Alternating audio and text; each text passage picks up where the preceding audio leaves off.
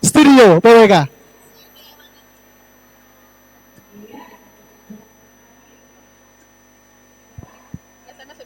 Ya, sekarang lagi siap-siap sih narasumbernya langsung dari UPTD. Oke. Kepala UPTD langsung, Ibu Nia. Bu Nia belum. Ayo ramaikan dong teman-teman. Satu dua. Oke, agak dekat kali ya Bu ya. Selamat malam. Tapi kurang dekat ya, harus dekat banget gini ya. Oh. Oke, makasih ya MC-MC yang sudah mempromokan podcast hari ini. Ya, pertama-tama mungkin saya bakal nyapa dulu nih para pengunjung dari MTQN Expo yang ke-30 di Kalimantan Timur tahun 2024 ini. Kali ini PWK atau Podcast Warung Kepegawaian bakalan ngebahas soal konseling kerja. Nah, menarik ya. Kalau misalkan ya saya sendiri mungkin sebagai salah satu zilenial yang sangat sedikit-sedikit tuh mental health gitu ya. Kok kayaknya pegawai-pegawai di Pemprov punya nih media untuk peduli terhadap kesehatan mental ketika bekerja. Tapi sebelum itu saya mau nyapa nih salah satu narasumber kita yang luar biasa. Selamat malam Ibu Nia. Gimana perjalanannya ke sini? Padatkah malam Minggu? Alhamdulillah belum, karena tadi memang pulang berangkatnya pas habis maghrib, jadi masih agak sepi. Tapi begitu giliran mau sampai sini udah mulai padat. Wah, padat cukup ya. Sudah menarik nafasnya gitu ya. Oke. Santai dan tarik nafas. Sudah santai tarik nafas. Oke nih Bu Nia, tadi kan Vika udah nyinggung-nyinggung ya Bu ya, kalau misalnya ternyata Pemprov Kaltim itu punya layanan yang namanya konseling kerja. Mungkin Bu Nia bisa kasih gambaran kita dulu nih Bu, konseling kerja itu apa sih? Ya, baik, terima kasih Mbak Vika. Jadi kalau kita bicara terkait konseling kerja, memang baru diinisiasi oleh UPTD Penilaian Kompetensi Pegawai pada bulan Juli kemarin. Tujuannya apa? Tujuannya itu merupakan layanan pasca kita melakukan penilaian kompetensi, sehingga ketika kita memberikan umpan balik hasil penilaian kompetensi, manakala ada pegawai yang sekiranya itu membutuhkan konseling lebih lanjut, maka kita coba mengupayakan memfasilitasi. Seperti itu Mbak Vika. Oke, berarti ini di bawah UPTD Penilaian Kompetensi Pegawai. Ya, mungkin sebagai informasi ini buat teman-teman bahwa UPTD Penilaian Kompetensi Pegawai adalah salah satu unit kerja ya Bu ya, di bawah BKD Provinsi Kalimantan Timur. Oh ya Bu, terus nih, kan biasanya mungkin pegawai-pegawai pada taunya ada konseling kinerja ya Bu ya, di BKD. Nah, bedanya apa sih Bu sama yang konseling kerja ini gitu? Ya, kalau kita bicara konseling kerja dan konseling kinerja, itu memang ada dua hal yang berbeda Mbak Vika. Jadi kalau ngomongin konseling kerja itu lebih kepada si individunya. Bagaimana individu itu melakukan produktivitas kerja. Apakah itu ada dipengaruhi oleh sisi dari kepribadiannya ataukah dari lingkungannya, itu yang pertama. Kemudian kalau kita bicara konseling kinerja, maka fokusnya adalah lebih kepada bagaimana evaluasi terhadap penilaian kerja seseorang individu di mana dia bekerja dalam satu organisasi, seperti itu. Oke, menarik banget nih ya. Ternyata ada wadah ya Bu ya untuk para pegawai ini. Yang melakukan konseling kerja itu siapa nih Bu kalau di UPTD? Kalau di UPTD konseling kerja kan kita punya tenaga psikolog ya Mbak Vika ya. Jadi psikolog-psikolog dan sarjana psikologi juga ikut andil bagian dalam proses konseling kerja tadi, sehingga sudah cukup lah kalau dari SDM saya rasa sudah cukup mumpuni lah untuk ikut terlibat dalam kegiatan itu. Oke, jadi itu sangat maksudnya profesional, dilakukan oleh tenaga profesional konselor ya Bu ya. Konselor, betul. Yang memahami terkait bagaimana proses konseling itu tadi dilaksanakan. Oke, baik.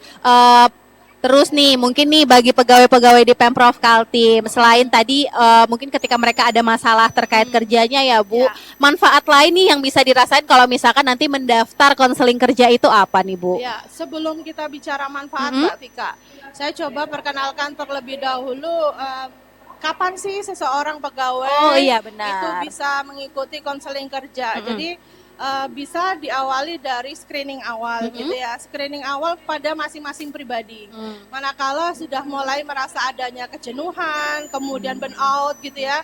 Kemudian manakala ada sudah mengalami kok antara harapan dan kenyataan sudah mulai geserannya lebih banyak gitu ya, sehingga mood swingnya sudah lebih berpengaruh gitu ya. Saya rasa itu juga kami berharap proaktif dari beberapa pegawai yang ada di Pemprov Kaltim. Kemudian gimana sih cara mendaftarnya gitu ya? Cara mendaftarnya di website kami yang ada di UPTD, UPTD PKP, BKD Kaltim. Jadi nanti teman-teman boleh langsung mengakses link website tadi, kemudian di layanan konseling kerja. Jadi nanti kami akan lakukan penjadwalan, boleh secara individual maupun juga secara kelompok. Seperti itu, gitu Mbak ya. Vika. Jadi mungkin dari individunya ketika merasa ada yang salah nih di tempat kerja, tapi lebih kepada pribadi ya. Oh, tadi Ibu ada nyinggung nih soal burnout nih Bu ya, atau kejenuhan ketika bekerja. Mungkin bisa nih spill tanda-tanda yang bisa diketahui orang-orang ketika mereka udah mulai mengalami burnout nih Bu. Ya, salah satu gejala yang paling sederhana adalah mulai adanya absen gitu ya. Absen mulai dari mangkir pekerjaan, mulai bukan berarti absen itu diidentikan dengan tidak masuk kerja gitu ya.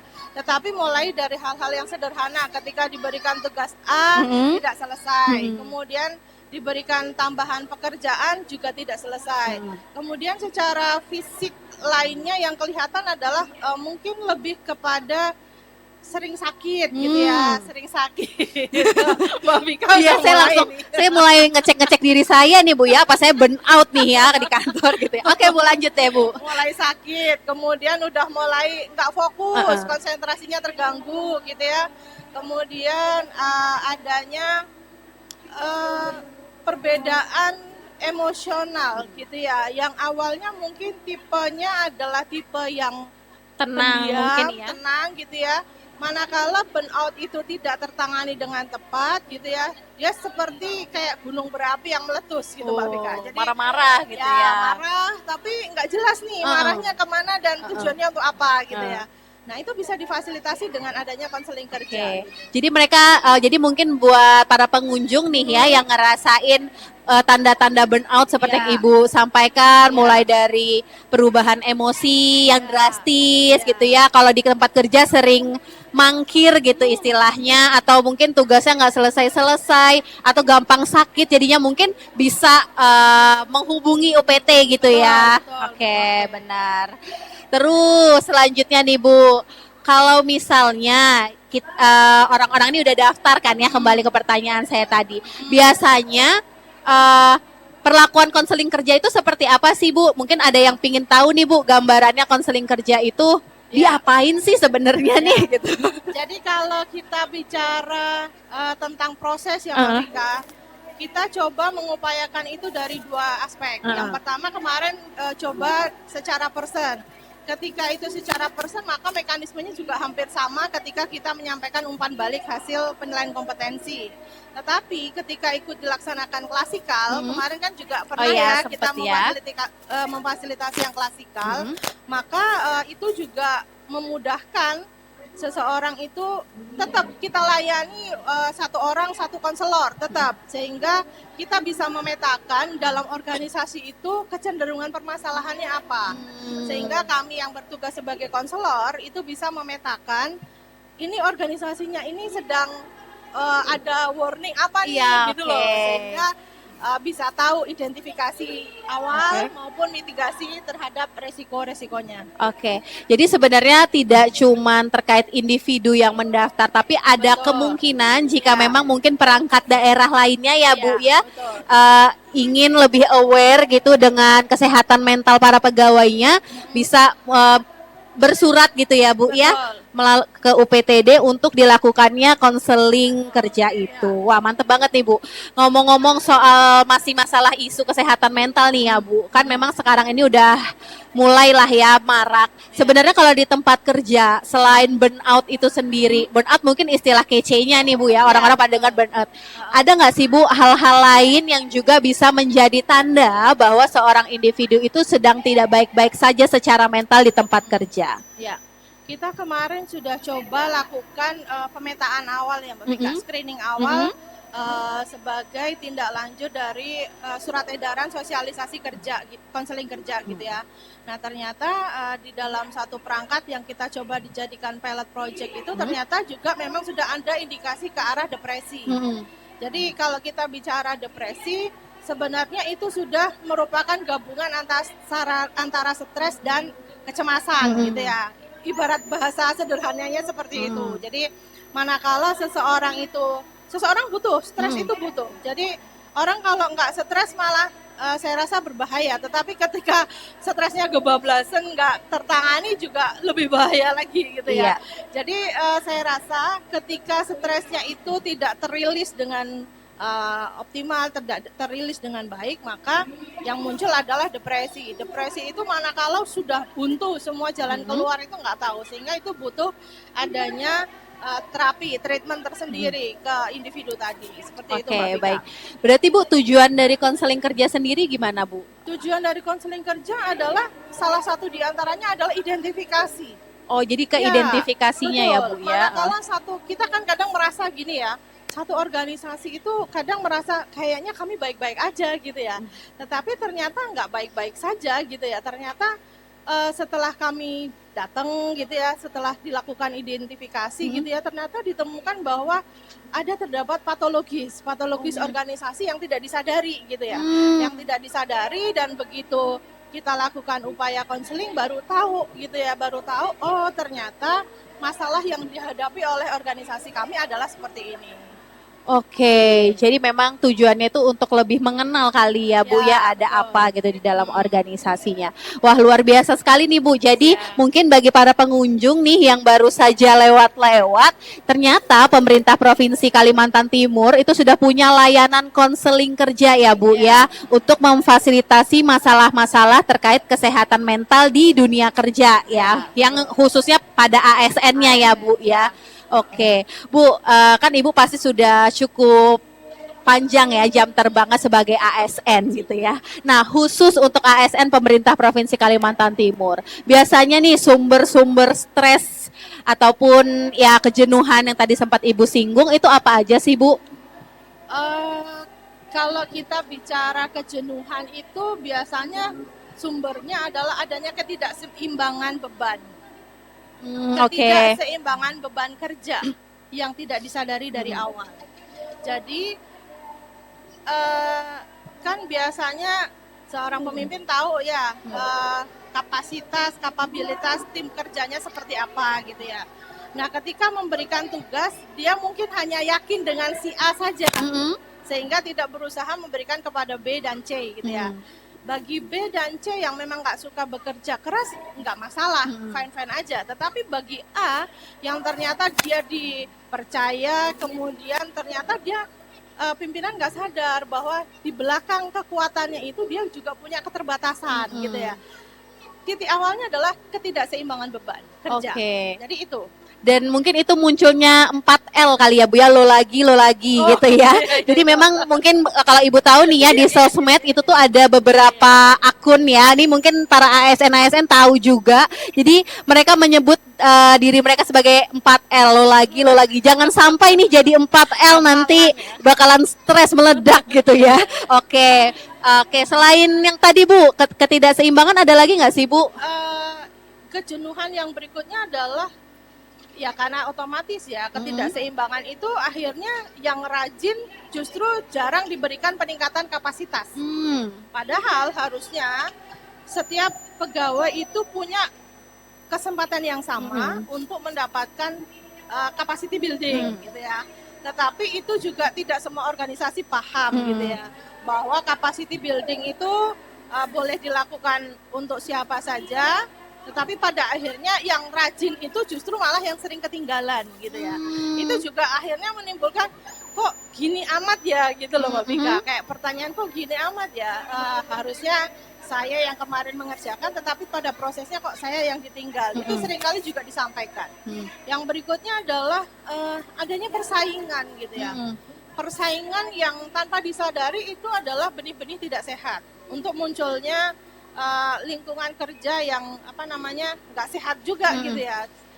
Tidak ada upaya untuk dilakukan pembinaan atau sharing session gitu ya untuk menangani atau membahas hal yang sudah sebenarnya udah jadi jamur-jamur di awal gitu ya, tetapi nggak disadari gitu ya. Jadi seperti itu Mbak Vika, ketidakseimbangan. Kemudian yang kedua, tidak punya kesempatan yang sama buat meningkatkan kapasitas itu. Capacity buildingnya itu nggak setara gitu ya. Dan Kemudian, persaingan itu tadi ya Bu berikutnya ya. adalah otomatis dia juga ketika setiap pribadi itu kan punya hak yang sama ya. Hak untuk istirahat kan juga otomatis berkurang ya kalau 4L yang Mbak Vika Iya benar ya. Lo lagi gitu kan ya. Otomatis kan jadi istirahatnya juga kurang. Itu juga sebagai gejala awal gitu ya untuk munculnya patologis dalam seseorang yang ada di dalam suatu organisasi kerja.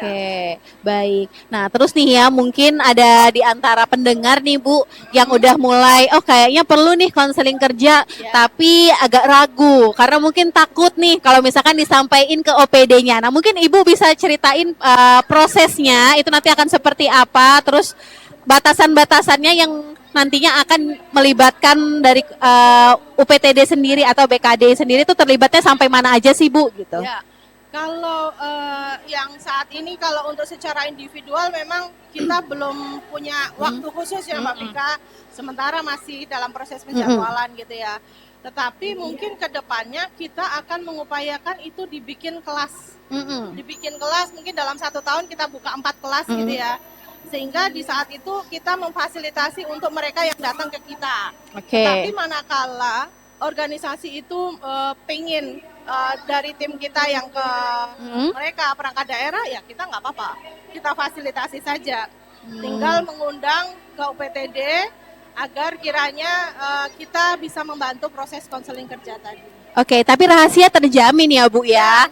Iya, karena ada kode etik kan ya. Ya, jadi nih buat para ASN di lingkungan pemerintah Provinsi Kalimantan Timur yang mungkin merasa sedang tidak baik-baik saja ya dengan kondisi kerjanya ataupun pribadinya saat bekerja, bisa mendaftar melalui UPTD Penilaian Kompetensi Pegawai. Caranya mungkin bisa buka dulu web BKD, nanti di search UPTD Penkom ya. Nanti bisa dicari layanan konseling kerja dan mendaftar seperti itu. Atau mungkin perangkat daerah ya Bu ya? Ya, bisa. Selanjutnya nih Bu, soal konseling kerja ini tuh sebenarnya awal terbentuknya nih ya, kita kembali lagi ya, agak lompat nih, awal terbentuknya itu kenapa ya Bu? Maksudnya di BKD apakah memang ada sebagai bentuk layanan ataupun sebagai hal yang baru nih untuk memfasilitasi ini? Jadi memang ini hal yang baru ya Mbak Vika. Jadi ide itu biasanya muncul manakala kita itu terjepit gitu ya. Dan waktu itu memang kita itu belum seimbang. Jadi adanya kita mendapatkan hal yang tidak seimbang manakala kita mengejar penilaian kompetensi, tetapi pada ujungnya kita belum memfasilitasi pemberian umpan balik. Kemudian muncullah ide bahwa kayaknya ini perlu kita fasilitasi melalui konseling kerja gitu ya, dengan harapan cakupannya lebih banyak, yang mendapatkan pelayanan juga lebih banyak gitu. Seperti itu sih Mbak Vika awalnya. Dan teman-teman di UPT juga mendukung. Jadi ya udah bismillah kita mulai di bulan Juli kemarin. Dan sudah ada juga ya salah satu unit kerja yang menggunakan layanan ini ya Bu ya. Waktu itu tanggapannya gimana nih Bu terkait unit kerja ini? Ya, alhamdulillah positif Mbak Vika. Jadi saya kayaknya kita jualan, kalau kita merasa jualan kita bagus kayaknya nggak pantas ya.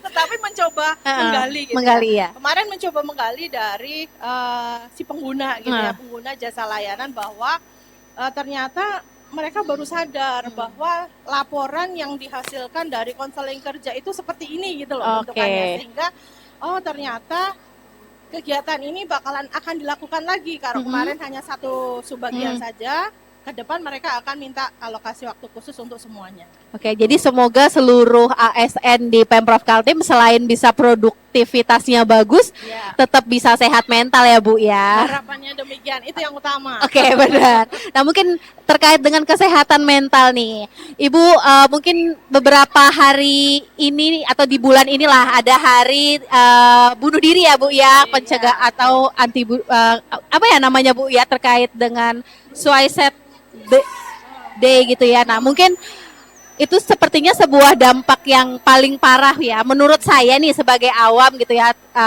adanya burnout dan stres sebagainya. Kalau individu sendiri mungkin belum pede nih Bu untuk konseling. Hal-hal apa sih Bu yang bisa mereka lakukan untuk membentengi diri mereka sendiri Bu, agar maksudnya tidak sampai ke bunuh diri itu gitu. Yang pertama adalah setiap kita itu harus punya kesadaran untuk berliterasi. Literasi itu tidak hanya membaca, gitu ya. Literasi itu bagaimana kita memahami suatu konteks, entah itu permasalahan, entah itu informasi, entah itu perabaan tentang diri kita, gitu ya, maupun bagaimana yang harus dia lakukan. Jadi setiap kita ini kan punya permasalahan yang semua punya permasalahan ya, tetapi bukan berarti nggak melakukan apa-apa. Itu maksud saya. Nah, kenapa kok orang akhirnya memilih proses bunuh diri untuk mengakhiri segala permasalahan yang dia miliki gitu ya? Karena salah satunya adalah mereka nggak punya tempat untuk bercerita. Ada hal kesepian di situ yang dia nggak bisa mendapatkan apa ya, semacam refleksi dia harus ngapain gitu ya. Kemudian yang berikutnya adalah kalau di luar negeri hal itu sudah merupakan hal yang biasa ya, kayak udah normal gitu ya. Harapannya di Indonesia jangan sampai seperti itu ya. Harapannya konseling kerja ini bisa memfasilitasi ya, benar ya. Iya benar. Iya benar. Tapi paling tidak ada andilnya lah. Tapi bukan berarti ketika kita punya masalah kita nggak bisa ngapa-ngapain. Kita punya hak untuk memperjuangkan kita itu harus sehat. Yang berikutnya adalah stop untuk self diagnose. Manakala saya merasa ini sepertinya saya kok ada kecenderungan untuk bipolar gitu ya. Saya kok nggak bisa tidur, berarti saya ini sudah kayak model insomnia akut. Insomnia akut gitu ya. Mungkin itu ada gejala lain dari penyakit fisik yang dia derita, tapi dia nggak sadar. Kalau saya sih suka begadang Bu, nonton drama Korea biasanya Bu ya. Iya, oke. Luar biasa itu. Saya pilih tidur. Oke, terus lanjut Bu. Iya. Selain itu apalagi nih Bu yang bisa menjadi benteng individu nih Bu? Ya, literasi, kemudian hindari untuk apa namanya? Self diagnose tadi ya. Self diagnose, kemudian yang berikutnya adalah bercerita. Oh, bercerita. Bercerita itu tidak harus kita keluar apa namanya? Kita keluar ucapan gitu ya, tetapi bisa saja lewat tulisan. Bagi orang yang nggak biasa bercerita, menulis saja nggak masalah. Saya pernah melakukan satu identifikasi gitu ya terhadap memang korban bunuh diri dan itu ceritanya semua ada di dalam buku. Oke, jadi lebih di buku ya. Buku diari, dan ternyata itu juga menyedihkan gitu. Menyedihkan dan udah telat banget ya sampai akhirnya yang dipilih seperti itu tadi, bunuh diri. Oke, baik. Berarti memang support sistem lingkungan itu juga penting ya Bu ya, karena sebagai tempat bercerita itu ya Bu ya. Oke, jadi ini mungkin buat para pengunjung yang sedang bekerja atau para ASN di lingkungan Pemprov Kaltim yang sedang bekerja, kalau ngelihat temannya lagi sedih-sedih bisa kali ya ditanya kenapa, apakah ada masalah hari ini gitu ya, sebagai pancingan aja nih supaya temannya nggak ngerasa sendiri gitu ya. Terus juga kalau misalnya kebetulan diri mereka merasa nggak baik-baik aja, bisa direkomendasiin untuk ikut konseling kerjanya BKD. Oke Bu, selanjutnya mungkin kita mau cari dari pengunjung kali ya. Siapa tahu ada yang mau curhat-curhat tentang tempat kerjanya, boleh banget nih. Bisa minta tolong MC-nya kali ya untuk cari-cari siapa yang mau curhat nih. Ya, nanti kita kasih door prize yang mau curhat tentang tempat kerjanya. Boleh disamarin aja kali ya Bu ya, namanya boleh banget. Oke, buat para pengunjung dari warung kepegawaian, mungkin ada yang mau cerita-cerita permasalahannya nih di tempat kerja?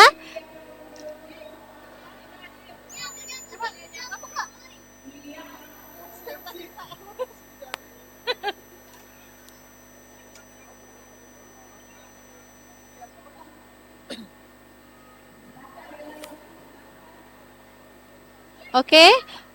Ada nggak ini? Ayo MC. Siapa yang mau bercerita? Mungkin kalau ada yang mau cerita. Tentang prinsip konseling. Oke. Tes 1. Ada nggak ya? Kalau nggak ada kita lanjut sebentar kali ya. Boleh Kayaknya lanjut diskusi? aja dulu. Kita lanjut dulu kali ya. Bapak mau diskusi Pak? Diskusi soal mungkin ada permasalahan di tempat kerjanya. Kita lanjut aja kali ya Bu Nia. Bu, kembali soal konseling. Pasti dalam konseling itu ada prinsip-prinsip ya Bu ya, ataupun hal-hal yang menjadi dasar nih dalam pelaksanaan konseling kerja ini. Mungkin Ibu bisa kasih gambaran nih ke pendengar terkait dengan prinsip-prinsip konseling itu. Baik, sebagai gambaran gitu ya Mbak Vika, apa sih konseling itu? Konseling itu merupakan pertukaran dua gagasan. Pertukaran dua gagasan antara konselor dan si konseli dalam proses melakukan identifikasi permasalahan, kemudian mencari alternatif solusi maupun dalam proses penyelesaian masalah gitu ya. Nah, kemudian ada beberapa 3 hal yang perlu dilakukan adalah terutama ini oleh konselornya ya. Yang pertama adalah bagaimana dia menciptakan rasa aman terlebih dahulu. Jadi ketika ada orang datang, kita itu menciptakan rasa aman dulu sehingga dia benar-benar oh ya, saya sadar bahwa saya akan mengikuti proses konseling gitu ya. Kemudian yang berikutnya adalah adanya kepercayaan. Jadi bagaimana kita itu menjalin hubungan, kepercayaan agar si konseli ini yakin bahwa dalam proses konselor nanti dia akan terbantu gitu ya. Kemudian yang paling harus disadarkan dari awal adalah bagaimana kita meyakinkan konseli dalam prosesnya itu ada kode etik yang patut dijaga terkait kerahasiaannya. Nah ini yang seringkali mereka nggak tahu ya, sehingga ketika mau ngomong aja udah ya enggak ya kan gitu. Iya benar. Takut nih nanti Takut, dilaporin sama nanti atasan. dijadiin objek gibah gitu. Iya benar. Oke. Iya. Oke, jadi seperti itu ya. Dan juga ada unsur kesukarelaan ya Bu ya, dari sadar ya. bahwa Oke. dia akan mengikuti proses konseling kerja. Seperti Oke, itu. jadi kalau misalnya di Bu ada atasan yang ingin minta tolong dong konselingin staf saya, tapi staf yang bersangkutan nggak mau, itu nggak bisa ya Bu Nggak ya bisa, dilaksanakan. nggak bisa, Oke. Yang akan mengikuti prosesnya adalah stafnya ya. Jadi kalau bisa dibicarakan terlebih dahulu di awal, baru ketika si stafnya itu, oh ya Pak, Bu, saya ikut, ya baru dia akan ikut. Tetapi kalau tidak, sebaiknya tidak, karena nanti dalam prosesnya juga tidak akan tergali dan optimal ya Mbak Vika. Bakalan akan jadi blunder nih Iya, benar. yang pengen siapa, Iya. yang mau diselesain Siapa, siapa gitu ya, oke. seperti itu Mbak Vika. Oke. Proses konseling itu lama nggak sih Bu? Kita upayakan dalam satu proses itu minimal 45 menit, Mbak Vika. Jadi bagaimana memanfaatkan waktu kurang lebih 45 menit itu sama-sama punya ya decision making dari sisi konseli ya. Apa yang mau dia lakukan dari alternatif yang sudah dia sampaikan. Seperti itu Mbak Vika. Oke, menarik sekali nih ya. Jadi memang sudah ada fasilitasnya gitu ya dengan para profesional, konselor profesional di lingkungan pemerintah Provinsi Kalimantan Timur buat mungkin para pengunjung terutama yang ASN agar bisa kalau aja nih misalnya merasa punya masalah ya di lingkungan kerjanya dan menyangkut dengan produktivitasnya ya Bu ya, bisa mendaftar pada layanan konseling kerja di UPTD Penilaian Kompetensi Pegawai. Dan sekali lagi rahasianya terjamin ya Bu ya. Oke. Dan mungkin Bu, misalnya nih ya, saya pingin nih daftar konseling. Tapi saya tadi seperti yang tadi Ibu sampaikan, mungkin ada keraguan nih karena takut mungkin kebocor lah atau namanya Samarinda sempit gitu ya, Kalimantan Timur sempit. Mungkin Ibu bisa lebih kasih tahu nih Bu, manfaat yang akan saya rasakan untuk diri saya sendiri itu apa sih Bu kalau saya ikut konseling supaya makin mantep gitu. Ya. Jadi awal sebelum kita melakukan proses konseling kerja gitu ya, konselor itu biasanya akan prolog. menjelaskan terlebih dahulu bahwa di dalam prosesnya ini nanti akan memakan waktu sekitar sekian gitu ya. Kemudian apa yang harus Bapak tampilkan, apa yang harus Bapak ceritakan atau Ibu ceritakan, dan harapannya itu sudah di awal udah dikasih tahu, termasuk terkait kode etik yang kerahasiaan tadi. Sehingga muncul trust, adanya kepercayaan bahwa ya makin dia enak buat bercerita gitu loh. Kalau dari awal tidak ada penekanan terkait kode etik, terkait kerahasiaan, orang juga akan ragu Mbak Vika. Jadi ya emang orang jualan kita dari awal udah jelasin dulu. Iya benar Udah ya, jelasin produknya dulu apa. apa yang harus dia dapat, apa yang harus dia lakukan, dan seperti apa yang akan dia harapkan, akan dia dapatkan, maksudnya seperti itu. Oke, tadi Ibu ada menyampaikan bahwa harapannya sih ada insight gitu ya, Ya, untuk lebih produktif kerjanya. Betul. Nah, si konselor itu nanti akan melakukan pemantauan nggak sih Ibu? Maksudnya membantu dalam proses perubahan si individu ini? Sejauh ini yang dilakukan UPT belum sampai sejauh itu ya Mbak Vika ya, karena kita memang pada tataran masih sosialisasi dan fasilitasi beberapa gitu ya. Tetapi kalau untuk proses monitoring maupun evaluasi terhadap itu belum. Nanti ya. akan kita pikirkan, mengingat itu belum ada 1 tahun kan ya, baru beberapa bulan di launching. Jadi harapannya sih kami lebih bisa dimanfaatin dulu, baru kita evaluasi. Oke, gitu ya. Jadi nih silahkan para pengunjung, terutama PNS di lingkungan Pemprov Kaltim yang pingin ngerasain konseling kerja, bisa digunakan dulu ya Bu ya, fasilitas konseling kerjanya, supaya nanti lebih berkembang nih ya si program konselingnya. Mungkin bisa dari pengunjung ada yang ingin bertanya gitu terkait konseling kerja? Silahkan, atau mungkin ada yang mau curhat-curhat tentang tempat kerjanya, atau mungkin tentang rekan kerjanya gitu ya. Tentunya tanpa bisa disamarin gitu ya namanya ya Bu ya. Nanti kita coba deh kasih salah satu contoh konseling kerja itu nanti bentuknya gimana sih. Nah, mungkin bisa dari rekan-rekan pengunjung. Mau bertanya pengunjung? Boleh. Tanya. Assalamualaikum warahmatullahi wabarakatuh. Waalaikumsalam warahmatullahi wabarakatuh. Perkenalkan saya Dias. Iya. Saya dengar sih PNS ya. Iya. Saya mau memperkenalkan saya P3K. Iya. Mungkin ini lebih ke manajemen pribadi sebenarnya. Iya. Saya itu paling sering bingung untuk memanajemen waktu. Apalagi dalam pekerjaan. Kadang ya namanya pekerjaan itu kan pasti ada tantangannya masing-masing. Ketika pekerjaan 1 datang belum selesai, 2 datang, 3 datang, itu saya bingung yang mana saya harus selesaikan duluan. Kadang paling sering saya sering alami, saya kerjakan semuanya, tapi setengah-setengah.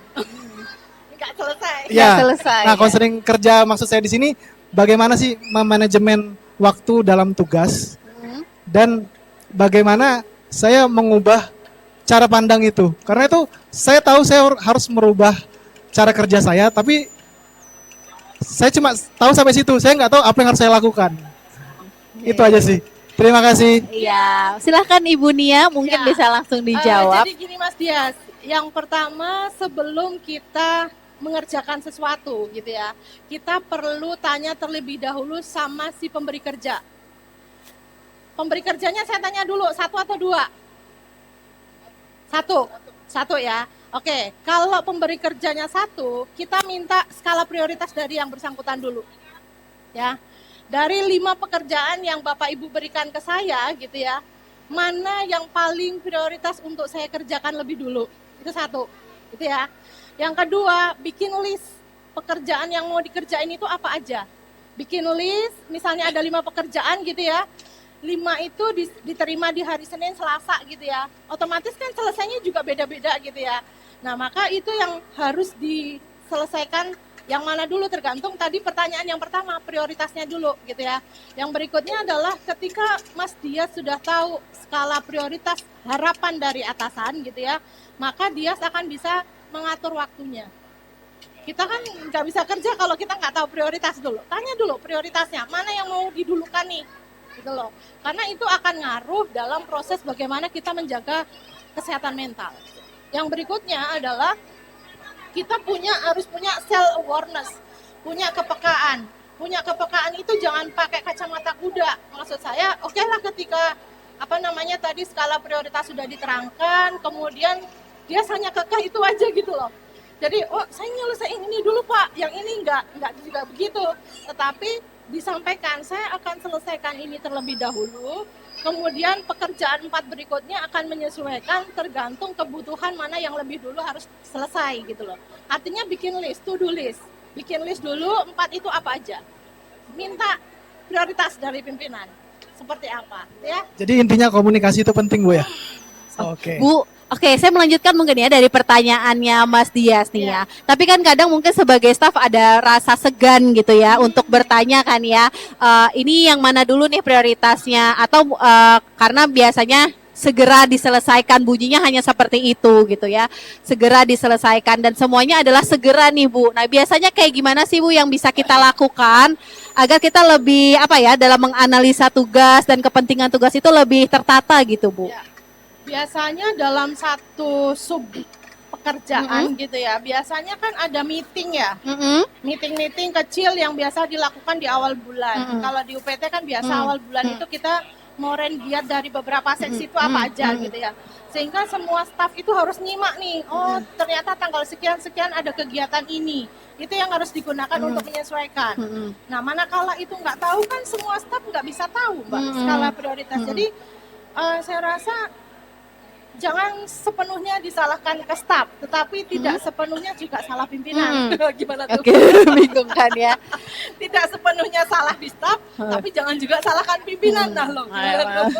Asertif kali ya, maksudnya untuk lobby kali ya, bukan lobby, tanya, menanyakan, bargaining ya. Oke, jadi lebih tawar menawar. Ini sepertinya bisa ini kalau ini gitu ya Bu ya. Iya. Tetapi tantangannya ada lagi loh. Manakala kita berhadapan dengan pimpinan yang nggak bisa diajak bargaining, itu juga menjadi tantangan tersendiri ya. Oke, kalau gitu selanjutnya saya pertanyaan adalah tipsnya nih Bu, gimana nih Bu ya?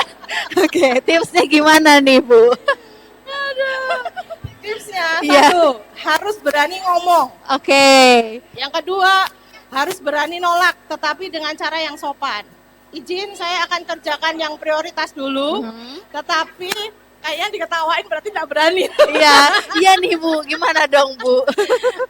Yang penting ada prioritasnya dulu. Kalau prioritas itu udah ada, enak kok. Sebenarnya enak. Jadi atasan juga enak ngejarnya, kalian juga enak ngerjainnya gitu loh. Jadi sama-sama gitu loh. Istilahnya prioritas ataupun deadline-nya itu udah ada tanggalnya nih. Jadi kita bisa gunain itu sebagai alat bargaining itu ya Bu ya. Oke. Bukan untuk ngeles loh ya. Oke, ingat ya.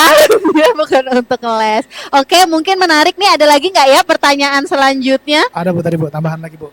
Terkait mental health tadi Bu ya. Silakan. Nah, itu kan bisa saja kan, apalagi zaman sekarang sebentar-sebentar mental health-nya terganggu gitu nah.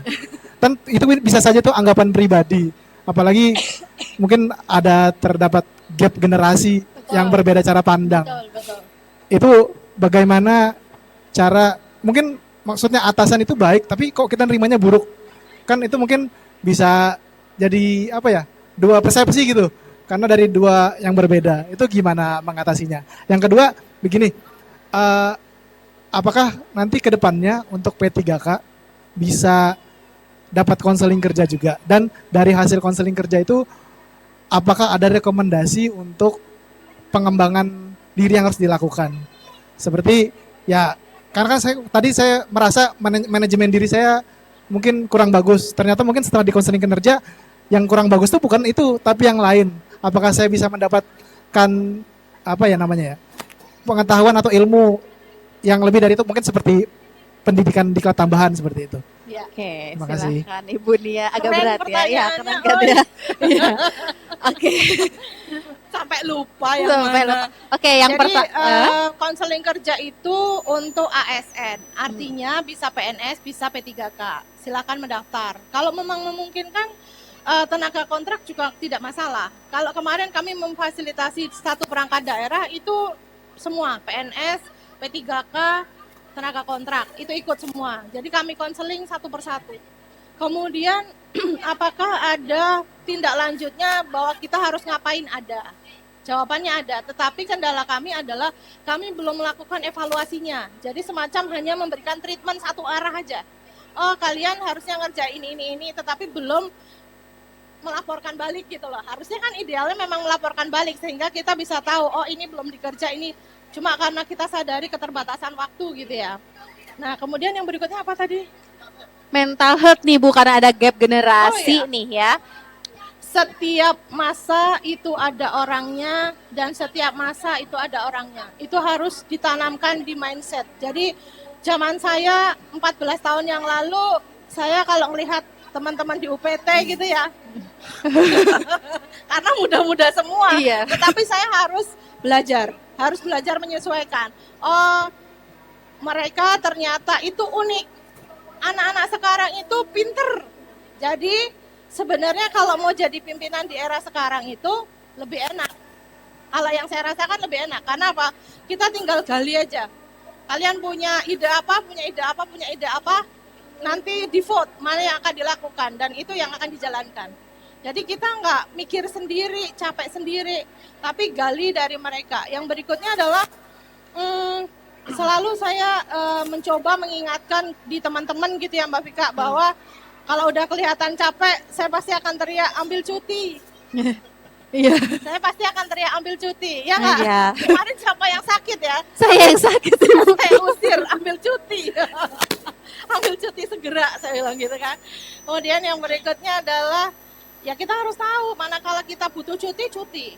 Nggak usah, oh ini kayak, ya, tapi harus ingat-ingat ya, ini lagi fluktuasi pekerjaannya tinggi ya, jangan menarik, tetapi mengatur aja sih seperti itu. Jadi nggak perlu berkecil hati, kita ada di masa di mana kita harus menyelaraskan, tetapi jangan juga memberontak terlalu ekstrim ya, karena kalau zaman saya kan semi kolonial ya, yang tua kolonial, semi kolonial udah generasi baru gitu ya. Jadi itu yang harus disesuaikan, saya menyesuaikan, teman-teman juga menyesuaikan. Jadi harus ada dua hal yang harus saling menyesuaikan sih, kayak rumah tangga juga gitu. Oke, iya. Kalau hanya salah satu sisi nggak juga bisa jalan. Oke, jadi sebenarnya kalau misalnya nih Bu di dalam sebuah unit kerja nih ya kan ada berbagai generasi, ini kan menarik ya Bu ya. Kadang bagi yang zilenial ini udah sangat tertekan nih ya. Terus tapi mungkin karena atasannya merasa kenapa sih generasi sekarang ini lemah banget gitu ya, sedikit-sedikit ya kayak tadi disampaikan gitu ya, mental health, capek gitu. Ternyata memang ada peran pimpinan juga ya Bu ya, yang untuk lebih mengenal karakter generasi kali ya Bu ya. Ya betul. Karena memang ya itu tadi budaya kerja itu memang nggak bisa digaungkan oleh satu orang ya, tetapi itu kayak diupayakan bersama-sama gitu loh Mbak Vika. Maksud saya kalau kita sudah ngomongin tentang bisnis, ngomongin tentang pekerjaan, itu kan bisnis ya. Di mana ada orang sehat berarti organisasinya sehat. Manakala di organisasi itu ada yang terganggu mentalnya berarti udah ada warning gitu ya. Mana nih yang harus dibenerin nih, antara saya atau di teman-teman gitu ya. Makanya adanya kegiatan kayak sharing session tuh bagus sih Mbak Vika. Itu harus coba supaya tahu kita punya satu mulut, punya dua telinga. Itu maknanya apa? Kita harus lebih banyak mendengar ya daripada berbicara, benar kan ya Bu ya? Oke. Iya. Itu maksudnya. Oke, saya jadi teringat juga bahwa ada yang bilang di dalam bisnis manajemen itu ada people management ya Bu ya. Jadi memang sebuah organisasi itu memang di manage karena bisnis, ada core bisnisnya, tapi di dalamnya juga jangan lupa bahwa ada manusia ya yang menggerakkannya. Oke, mungkin ada lagi nih pertanyaan dari pendengar nih yang mau bertanya terkait konseling kerja, atau mungkin bisa lah ya Bu ya tentang mental health ya di dunia kerja, boleh banget nih. Saya melanjutkan tadi yang tadi Ibu bilang. Pertanyaannya mungkin cukup singkat sih.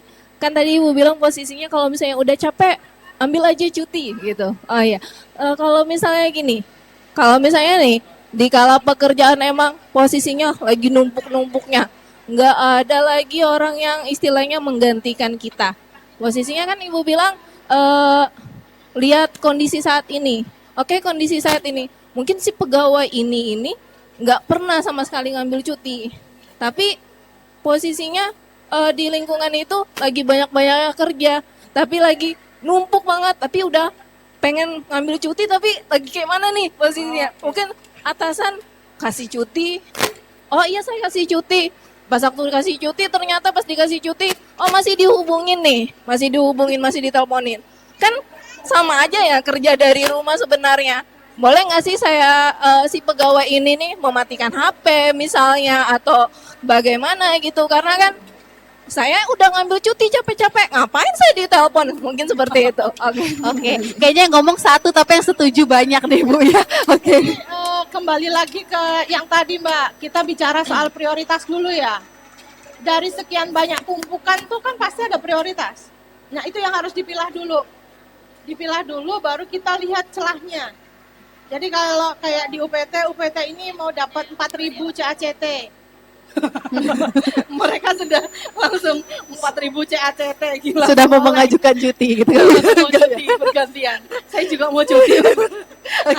Ya, cuti berjamaah. Jadi prioritasnya dulu dari sekian tumpukan itu mana yang diprioritaskan gitu ya. Kelihatan prioritasnya dalam 3 hari ke depan itu bisa diselesaikan. Kemudian 3-4 tumpukannya itu adalah bisa dikerjakan dengan posisi landai, ambil. Tetapi kalau ritmenya lagi begini banget di puncak, nanti nggak enak juga, cuti pasti akan ditelepon. Tapi kalau dari prioritas itu, yang kedua, 3 udah mulai landai, ambil. Nggak masalah kan sambil-sambil. Ya. Oke. Kalau mau ditungguin sampai habis, kayaknya di tempat Bang nggak akan habis deh. Sama halnya di UPT nggak akan habis. Oke, jadi harus Lagi 4.000 sudah dikasih saya nggak akan habis gitu. Oke, berarti mungkin, nah terus tadi ada pertanyaan juga nih Bu, mungkin terkait pembatasan diri kita nih ya Bu ya ketika lagi ngambil cuti sama pekerjaan. Mungkin kita juga nggak bisa menolak sepenuhnya kali ya Bu ya. Mungkin ketika tiba-tiba minta data gitu ya atau apa gitu. Nah, ada nggak sih Bu hal-hal yang perlu kita ketahui atau paling tidak yang untuk membentengi diri kita supaya tetap balance lah atau harmoni lah antara waktu cuti yang lagi kita ambil sama mungkin pekerjaan-pekerjaan yang masih menunggu kita gitu. Ketika misalnya lagi posisi cuti gitu ya, biasanya kan pimpinannya akan ngubungin kalau urgent gitu ya. Silahkan ditanyakan, ini bisa saya kerjakan dalam waktu 6 jam atau memang butuh banget urgent harus disegerakan gitu ya. Ditanyakan dulu. Kalau memang masih bisa dikerjakan dengan santai 2-3 hari nggak masalah. Tapi diomong dulu dari awal. Itu yang jarang sekali dilakukan kan. Iya. Sehingga yang ada kan cuma gerundel cuti diganggu gitu ya. Padahal ya nggak ada salahnya juga. Atasan juga minta data ke kita karena memang pemegang data Iya, kan, pemegang data ya kan? adalah Jadi kita. nggak juga terlalu kaku maksud saya. Jadi tinggal ditanyakan aja, ini urgent banget atau tidak. Tapi biasanya kalau orang atau atasan yang paham kesehatan mental pasti dia akan ngasih waktu sih. Ini saya perlukan di jam sekian gitu ya.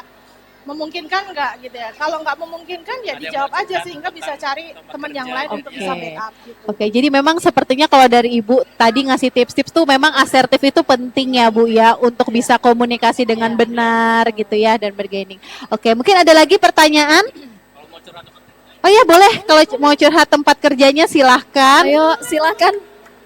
Nanti dapat door prize nih ya dari Ayo, UPT, Mbak, ya, dari UPT, silakan dari di sini. BKD.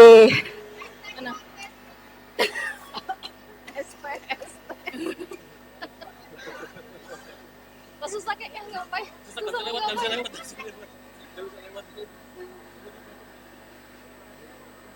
Ayo, yang mau tanya-tanya soal tempat kerjanya boleh loh.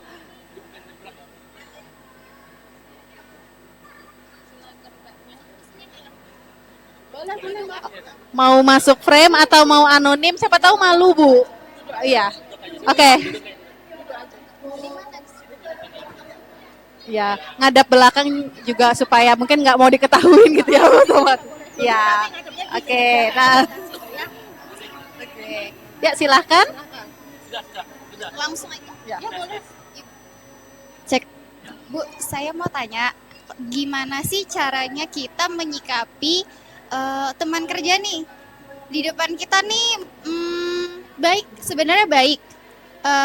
profesional lah. Menurut saya dia profesional. Tapi di belakang kita itu lain. Dari mana kita taunya? Dari sikapnya dia. Kita kalau kita udah mengenal seseorang lama, otomatis kita tahu dong awal kita kenal dengan dia bagaimana, dan setelah perubahan sikapnya dia ke kita itu gimana, kelihatan. Dia menunjukkan, oh saya udah nggak ini nih sama kamu, udah nggak, kayaknya udah nggak sedekat itu, nggak cocok nih. Tapi kita nggak tahu nggak cocoknya ini karena apa, karena tipikal orangnya ini pendiam gitu. Gimana tapi kalau di depan-depan gini fine-fine aja, nggak ada masalah, kayak nggak ada masalah apapun. Tapi kelihatan pada saat dia berinteraksi dengan yang lain dan dengan kita sendiri itu berbeda, kayak ada batasan gitu. Ya. Dimanapun kita berada, pasti kita akan bertemu dengan orang yang unik ya. Karena kita pun juga mungkin unik bagi orang lain gitu ya. Itu yang pertama harus disadari, bahwa sebaik apapun pribadi di antara sekitar kita, tekankan bahwa kita harus waspada. Itu harus pasti ya. Yang berikutnya adalah kalau di lingkungan kerja ya upayakan profesional saja. Hanya sebatas pekerjaan. Kalaupun toh mau curhat yang lebih untuk hal yang misalnya kesulitan pekerjaan, itu nggak, sepertinya harus lihat-lihat dulu, apalagi misal Mbak pegawai baru gitu ya, sehingga kan butuh waktu, butuh lihat situasinya bahwa ini cocok nggak untuk diajak diskusi gitu ya. Yang berikutnya adalah orang kayak gitu jangan dijauhin, justru kita rangkul. Mampu nggak merangkul? Merangkulnya adalah dengan cara diajak diskusi saja sambil makan. Biasanya orang yang berbicara sambil makan itu dia gelombang magnetnya itu ada di beta. Jadi cenderung enak. Ngomong itu akan lugas. Dia nggak sadar bahwa dia ternyata terbuka ya saat ngomong gitu. Jadi ajak dia makan bersama, langsung ditanya aja, kenapa ya aku lihat akhir-akhir ini kamu berubah. Nggak apa-apa, aku merasa nggak nyaman loh dengan perubahanmu itu. Nah sekarang balik lagi ke Mbak, sanggup nggak seperti itu kan gitu ya. Ini kan konseling kerja ya. Benar. Ya, atau Mbak punya harapan seperti apa? Kan paling prinsip adalah dimanapun kita berada, yang bisa kita kendalikan adalah diri kita. Kita nggak bisa mengendalikan sekitar. Jadi mau Mbak punya posisi gitu ya, Mbak nggak bisa, Mbak harus disukai oleh tim kerja, Mbak nggak bisa. Yang harus Mbak pahami, lakukan adalah bahwa Mbak harus punya kesadaran, pemahaman bahwa aku harus bisa merangkul mereka dengan keunikannya. Seperti itu. Pasti bisa. Oke, sudah. Makasih Bu ya. Iya, silahkan door prize-nya boleh nih.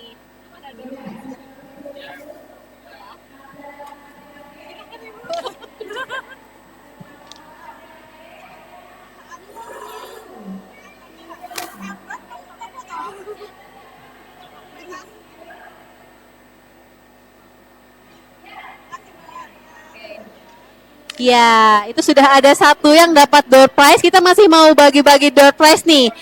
Syaratnya mudah banget nih ya. Bahkan hadiahnya bisa selain door prize ada melegakan pikiran. Yaitu dengan mungkin bercerita terkait dengan masalah di dunia kerjanya seperti apa. Bisa curhat nih ya. Sama psikolog kita yang juga sebagai narasumber terkait konseling kerja hari ini. Jadi buat para pengunjung yang mau door prize boleh banget nih curhat ya tentang dunia kerjanya seperti apa, mungkin lagi ada permasalahan. Kalau tadi Mbaknya mungkin terkait dengan rekan kerja ya Bu ya. Oke, sambil menunggu deh, saya yang mau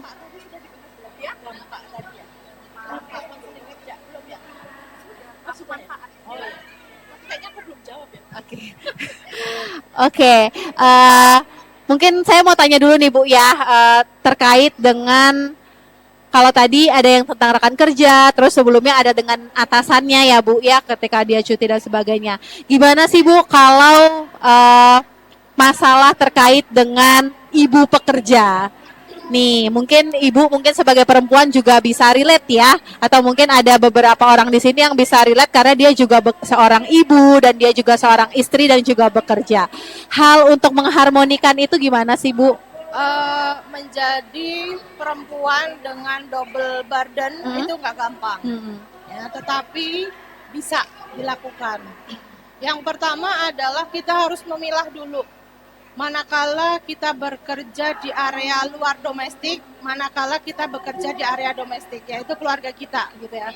Maka ketika kita berada di area luar domestik kita, upayakan itu kita kerjakan dengan fokus. Saya meyakini bahwa ketika itu dilakukan dengan fokus, pekerjaan di area domestik lancar. Yang poin berikutnya adalah jangan pernah bohongi diri kalau kita capek. Jadi kita perlu bicara dengan pasangan kita, manakala kita nggak kuat lagi masak gitu ya, atau menyiapkan makan pagi atau makan malam, itu harus disampaikan Mbak Vika. Jadi misalnya kayaknya besok Sabtu ya, saya pengen tidur agak lama misal gitu ya, Bangun karena siang, lagi nggak sholat gitu ya, iya. misal lagi nggak sholat. Berarti bisa nggak ya besok nggak usah masak aja, nah, itu harus disampaikan. Kalau sudah ada persetujuan seperti itu nggak masalah. Yang berikutnya adalah jangan merasa kita itu apa ya, perasaan guilty feeling ketika ada sesuatu dengan anak kita itu kita harus bukan abaikan, tetapi kita harus pegang bahwa itu sebagai bagian dari resiko. Kalau kita pegang itu sebagai bagian dari resiko, maka hati kita akan damai. Oh ya, nggak apa-apa, ini resikoku. Meninggalkan anak masih kecil misalnya di luar kerja gitu ya, maka ya ini resikonya dia akan rewel, dia akan jauh dengan saya. Tetapi kan ada waktu-waktu berkualitas untuk bersama keluarga, Jumat sore, Sabtu, Minggu gitu ya. Wah ini keren banget nih ya. Jadi sebenarnya dalam sesi kurang lebih 1 jam ini aja udah beberapa jenis konseling nih ya yang Ibu lakukan. Jadi mulai dari terkait dengan atasan, terkait dengan manajemen waktu, lalu juga ada tadi terkait dengan rekan kerja. Kalau saya sendiri kan tadi nanyanya terkait dengan Ibu bekerja nih. Sebenarnya Bu, kalau konseling kerja sendiri, dampak ya yang akan memang benar-benar diberikan dari program ini, harapannya seperti apa sih Bu? Yang paling penting adalah kita mengupayakan bahwa setiap pegawai itu bisa tetap produktif.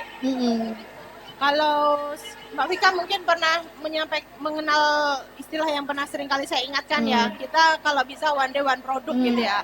Itu bagian bagaimana kita mengupayakan bahwa semua ini punya masalah, tetapi paling tidak dalam 1 hari kita harus berbuat. Jangan sampai nggak berbuat, karena kita digaji sama negara gitu ya. Itu jadi bagian, bukan tuntutan ya, itu dari bagian dari tanggung jawab kewajiban yang harus kita laksanakan manakala itu sudah melekat di kita. Kan orang ingin menghendaki posisi kita ya, tetapi begitu kita mendapatkan itu, kadang kita suka naif ya. Suka naifnya adalah aku capek, aku ini gitu ya. Tetapi kita kadang akhirnya jadi nggak profesional. Itu wajar, manakala dia juga ada gangguan dalam kesehatan mentalnya. Tetapi yang perlu saya ingatkan adalah semua orang punya masalah, tetapi bukan berarti nggak melakukan apapun gitu ya. Minimal one day one product. One day one product, saya rasa pasti bisa. Oke, mantap banget nih ya. Mungkin karena udah di penghujung segmen gitu ya, ada sedikit penutup nggak sih dari Ibu nih terkait program konseling kerja ini, atau secara umum terkait dengan kesehatan mental lah buat para pekerja di lingkungan Pemprov Kaltim? Ya, saya hanya ingin mengajak gitu ya, mari kita sama-sama menciptakan organisasi itu sehat gitu ya. Organisasi yang mental sehat itu menentukan organisasi sehat. Manakala kita sudah mulai punya alarm, tim kita ada yang mengalami kecenderungan untuk mengalami gangguan mental, segera mungkin kita upayakan untuk memberikan pertolongan pertama gitu ya. Entah menjadikan itu sebagai teman cerita, ataukah sama-sama yuk kita cari solusinya seperti apa. Kemudian yang berikutnya adalah dimanapun bekerja, tantangannya sama. Kita akan berhadapan dengan manusia dan kita akan berhadapan dengan budaya. Manakala kita berhadapan manusia, yang harus kita kendalikan adalah diri kita. Manakala kita berhadapan dengan budaya, lagi-lagi juga kita yang harus di mana bumi dipijak, ya, langit di mana langit dijunjung. Jadi kita harus bisa menyesuaikan di mana kita bekerja, value apa yang ada di lingkungan kerja itu, dan itu yang harus pelan-pelan diselaraskan. Oke, baik. Sepertinya selesai sudah ya. Oh, ada yang mau tanya? Ada yang mau tanya tuh? Ada yang mau bertanya? Oh, sepertinya tidak ada. Oke, kita tutup ya. Makasih banyak ya Bu Nia. Semoga memang semua pegawai di Pemprov Kaltim pada akhirnya bisa merasakan program ini ya Bu ya, bisa memanfaatkan dengan baik dan bisa menciptakan kesehatan mental di lingkungan kerja yang optimal tentunya.